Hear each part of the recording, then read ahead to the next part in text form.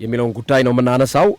ሚኬል አርቴታ ጋዜጣዊ መግለጫ ሰጥቷል። እንዲሁም ጋርዲዮላም የተናገራቸው ነገሮች አሉ። በነገራችን ላይ የሰኞን ጨዋታ ያነሳ ነው ከትናንቱ ጨዋታ ጋር አያይዘን ነው። በዋንጫው ፍክክር ሂደት ላይ ትናንት ፓላስን ማንቸስተር ሲቲ ማሸነፉን ተከትሎ ከሱ ጨዋታ ጋር ተያይዞ እንደገና ካይል ዎከር ስለተናገረው ስለ ሰኞ ጨዋታ ጋር አብረን ያነሳ ነው በዚህ ጉዳይ ነው። የኤፍኤ ካፕ የፍጻሜ ጨዋታን በተመለከተ በነገው የፊክስቸር አጠቃላይ ፕሪቪው ትንታኔያችንና መረጃችን ላይ የምናቀርብላችሁ ይሆናል። ጋርዲዮላ ሞር ስለ ሮድሪ ነው አስተያየት የሰጠው። ሮድሪ በቦታው ማንም የማይነቀውና ተወዳዳሪ የማይገኝለት ተጫዋች ነው ብሎታል። ሮድሪን አድንቆታል። በቦታው ባለበት ፖዚሽን ላይ ፔፕ ጋርዲዮላ ሮድሪን አድንቆታል። ከሱ በላይ ያለ አንድም ተጫዋች የለም ሮድሪ በሚጫወትበት ቦታ ላይ በፖዚሽኑ ብሎታልና ጥያቄም ቀርቦለት ነበር ጋርዲዮላ ላይ ስታስበው ሮድሪ ዓለም ዋንጫ የሚጫወት ይመስላል ማይጫወት ይመስላል ተብሎ ሲጠየቅ እንዴ በደንብ ይጫወታል አለና ትንሽ ቆይቶ ላይጫወትም ይችላል ምናልባት አሰልጣኙ ካልጠራው ብሏል። አሰልጣኙ ካልጠራ አይጫወትም። ከዛ ውጭ ግን በሌላ ምክንያት ግን በጉዳት ምናምን የሚባል ነገር ዓለም ዋንጫው ላይ ሮድሪ በደንብ ለስፔኖች ይደርስላቸዋል ሲል አስተያየቱን ሰጥቷል። እና ይሄን አያይዞ በፍጻሜው ጨዋታ ቅዳሜ ለሚደረገው ጨዋታ ሮድሪ ግሮይን አንዳንድ አስቸጋሪ ነው ተሻለው ሲባል አንድ ተጫዋች ቲምበር ላይ እንደሆነው አይነት ነገር ነው። ግሮይን ያገርሻል። ትሬኒንግ ስትሰራ ግሮይን መልሶ ይነሳል። ቀላል ነው የተባለው ግሮይን እንግዲህ ቀላል የሚባለው ግሮይን ከ7 ቀን እስከ 14 ቀን የሚያርቀው ነው። ቲምበርም ሮድሪም በዛ ደረጃ ነበር ቀላል ተብሎ ነበር። አሁን ሞር መካከለኛው ከመካከለኛውም ወደ ከፍተኛው እየመጣ ነው። ከፍተኛው እስከ 6 ወር ድረስ የሚያርቀው ነው። መካከለኛው ደግሞ እስከ 1 ወር 2 ሳምንት ድረስ 1 ወር ከ2 ሳምንት ድረስ የሚያቆየው ነው። ስለዚህ የሮድሪን ጉዳይ ለቅዳሜው ለዋንጫው ጨዋታ እንደሳቸው አገላለጽ የመድረስ እድል እንዳለው ነው ሁኔታቸው የሚያሳውቀው። ግን እርግጠኛው ነው መናገር አይቻልም። ግሮይን ከባድ ነው። ላሟሙቅ ብለህ ተነስተህ ትንሽ ስትሮጥበት እንደገና ብድግ ነው የሚለው ብሽሽት። ለዛ ነው ብዙ ጊዜ ተጫዋቾች የግሮይን ጉዳት ያጋጠማቸው ተጫዋቾች አይታችሁ ከሆነ ነገ ይደርሳል ከነገ ወዲያ በቀጣዩ ጨዋታ ይደርሳል ሲባሉ አሰልጣኞች ምናልባት ይላሉ የመድረስ እድል አለው ይላሉ። እርግጠኛው ነው አፋቸው ሞልቶ አይናገሩም። ግሮይን ነው ቲምበር ላይ የምናየው ይሄንን ነው። ቲምበር አሁን ይደርሳል የተባለው መቼ ነው? በየትኛው ጨዋታ ነው? በኒውካስሉ ጨዋታ ይደርሳል ተባለ፣ የለም። ሙሉ በሙሉ አይ በቀጣዩ ጨዋታ ይደርሳል ተባለ፣ የለም። አረ ዌስትሃም ላይማ በደንብ ይገባል ተባለ፣ የለም። ግሮይን እንዲህ ነው። ትሬኒንግ ላይ ስትሰራ ግሮይን ብድግ ነው የሚለው ባንዴ ማለት ቀላል የተባለው ከፍተኛ ሆኖ ይገኛል ማለት ነው። እና ስለማያጫውታቸው ነው ብዙ ጊዜ የግሮይን ኢንጁሪ የእግር ኳስ ተጫዋቾችን ብትጠይቋቸው የብሽሽት ጉዳት እንዴት ነው ብትሏቸው ይነግሯቸዋል። ዳንኩ ሲባል የማይድን ደም ብድግ እንዴት እንደሚነሳ አይታወቅም። እና ለዛ ነው የሮድሪንም ጉዳይ አፋቸውን ሞልቶ ጋርዲዮላ መናገር ያልቻሉት ማለት ነው። ምን አሉ አርቴታ? የአርቴታን ጋዜጣዊ መግለጫ እናንሳ፣ ምክንያቱም ጠቃሚ ነጥቦች ስለተነሱበት የጋዜጣዊ መግለጫ አንደኛው አድማጮች በጉጉት የሚጠብቁትና እኛም ከዚህ በፊት በተደጋጋሚ ስንገልጸው እንደነበረ የጁሪያን ቲምበር ጉዳይ ነው። ትናንት እኛ ገልጸው ነበረ። አርሰናል ከዌስትሃም ጋር ከተጫወተ በኋላ 2 ቀን ረፍት አድርጓል። 2 ቀን ረፍት አድርጓል። እንዲሁም አንዳንዶች እስከ 3 ቀን ድረስ እያሉ ሲያወሩ ነበረ።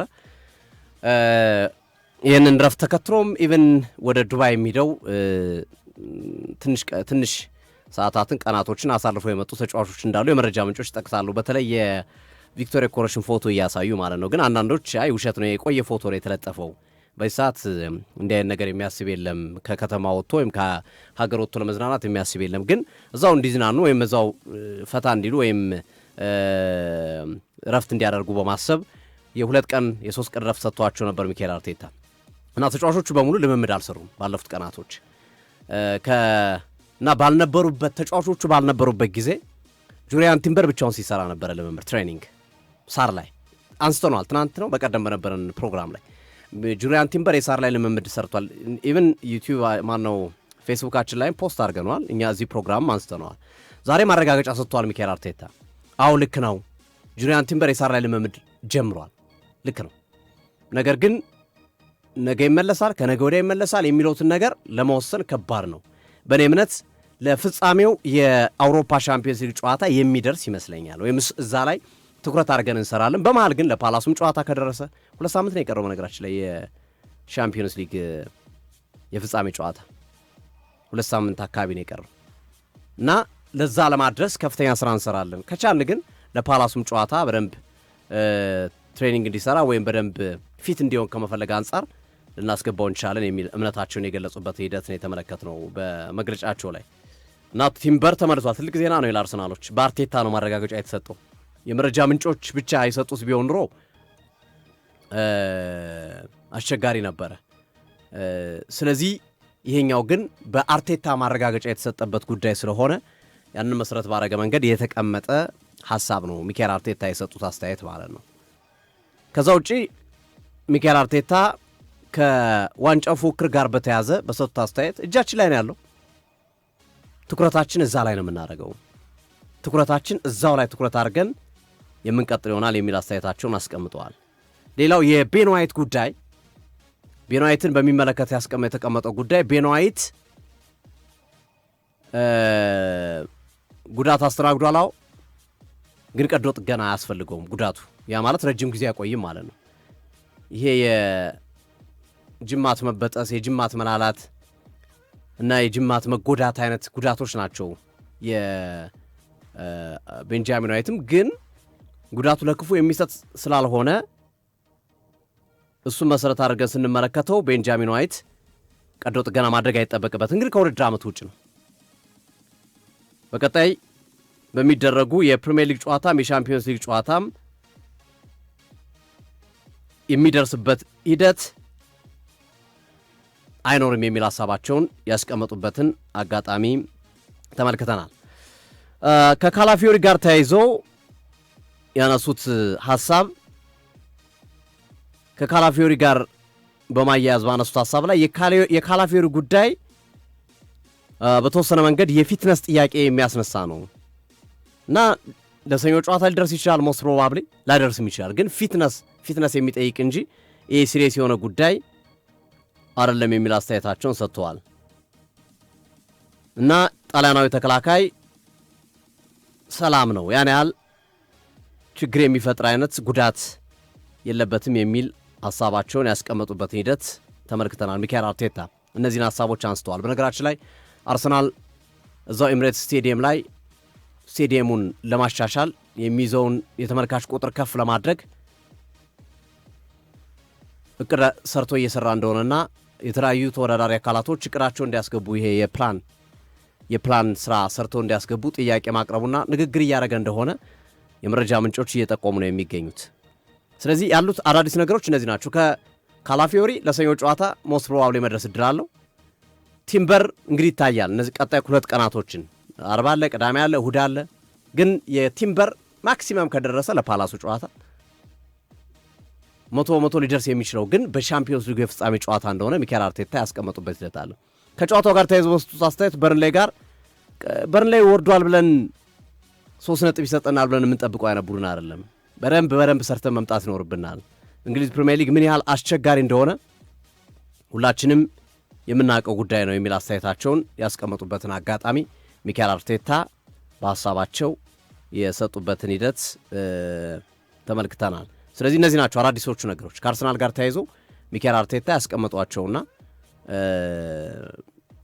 ሊኖሩ የሚችሉ ለውጦችን ይህንን መሰረት ባደረገ መንገድ ነው። አዲስ የጉዳት ዜና የለም። አዲስ የደረሰ የልምምድ ቦታ እና መሰል ነገሮች የሉም። ሁሉም ተጫዋቾች በጥሩ ጤንነት ላይ እንደሚገኙ መሰረት በማድረግ ገልጸዋል። ግን እኛው ሻምፒዮን የምንሆነው ዌስትሃምን ስላሸነፍን አይደለም ነው ያሉት ቃል በቃል። ዌስትሃምን ስላሸነፍ ሳይሆን ሻምፒዮን የምንሆነው ቀጣይ የቀሩን በርንሌይና ክሪስታል ፓላስን ስናሸንፍ ነው። እሱን መሰረት አድርገን ነው የምንሄደው ብሏል። የራይስን ጉዳት በሚመለከት አድማጮቻችን እየጠየቃችሁን ነው። ልክ ነው፣ በርካቶች እየጠየቃችሁን ነው። ቴንኪዩ ስላስታወሳችሁኝ። ያው የራይስ ጉዳይ አሳሳቢ አይደለም። ራይስ በነገራችን ላይ የወገብ ህመም አለበት ከዌስትሃም ጀምሮ፣ ዌስትሃም እያለ ጀምሮ። ይሄ አንዳንዶች ዲስክ የሚሉት ግን ዲስክ ለማለት አስቸጋሪ ነው። ይህ ዲስክ ካልከው በጣም ሲሪየስ ህመም ስለሆነ ማለት ነው። ግን ይሄ ድንገተኛ የወገብ ህመሞች አልፎ አልፎ ያጋጥመዋል። በዚህ ውድድር ዓመትም እነዚህ የወገብ ህመሞች ሁለቴ ተነስቶበት ሁለቴም ጨዋታ አምልጦት ያውቃል ዲክላን ራይስ። በዌስትሃሙ ጨዋታ ላይም ከነ ህመሙ ነበር የገባው ተነስቶበት የወገብ ህመሙ። ጨዋታውን ጨርሶም ሲያሳይ ነበር ወገቡን ይዞ በምልክት። ግን የወገብ ህመሙ ይሄ ረጅም ጊዜ የሚቆይ አይደለም። ኮንሲስተንት ነው ፐርሲስተንት የሚሉት በህክምና ቋንቋ ፐርሲስተንትሊ የሚሉት አይነት የሚበዛው ቶሎ ቶሎ የሚመጣው ወይም ረጅም ጊዜ የሚቆይ አይደለም። ሪሊፍ የሚያደርግ ነው። በህክምና ቶሎ የሚድን ነው።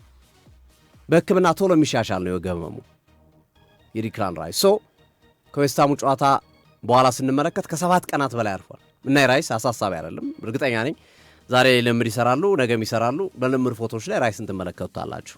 የራይስ ጉዳይ አሳስብ፣ የጡንቻ ጉዳት የግሬን ጉዳት ምናምን ቢሆን አሳሳቢ ነው። ይሄኛው ግን የነበረና የሚታወቅ ነው። በህክምና መፍትሄ ያለው ነው። በህክምና መፍትሄ ይሰጡታል አውቶማቲካሊ። መፍትሄውም በዛው ችግሩን አስተካክሎ የሚሄድበት ስለሆነ የራይስ ጉዳይ አሳሳቢ አለመሆኑን በዚህ አጋጣሚ ለመግለጽ ነው። ጉርም የሚጨምርበት ነገር ካለ